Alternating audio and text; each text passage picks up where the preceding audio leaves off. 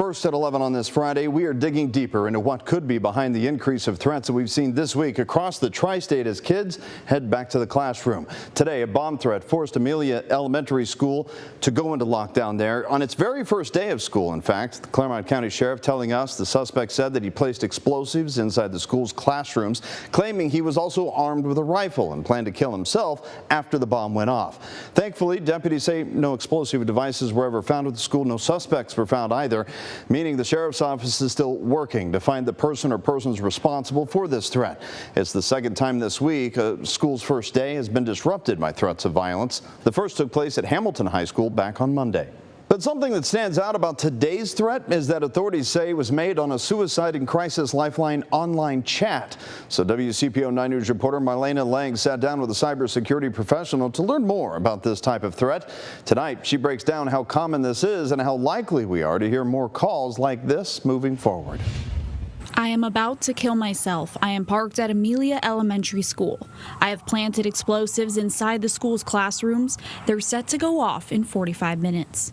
That was the message a man sent to the Suicide and Crisis Lifeline, alerting law enforcement and sending Amelia Elementary School into lockdown. It's only the first week of school, and several Cincinnati area schools have already seen threats and lockdowns. But experts say what happened here at Amelia Elementary School is different than what they've seen before. I've never heard of someone using a chatbot to send a message to like a suicide helpline and claim that, hey, I'm suicidal and I'm going to blow up a school. Yeah, that's a totally new angle to it. Although the method may be new, schools receiving threats has become a trend, something Hatter calls swatting. I'm going to loosely call this swatting, right, where you end up consuming law enforcement resources, emergency services, sending them on some sort of wild goose chase. Do you think that this may be where the future is heading? We see more threats that are like this. I really don't know. It's an interesting tack because I'm calling a suicide line.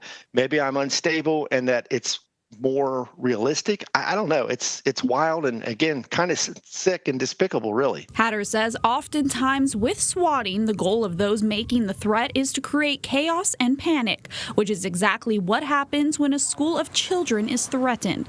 And it's often difficult to prosecute, making it more appealing. If the attacker is smart and savvy, they're going to use a VPN. They're probably in a foreign country. They're going to cover their tracks.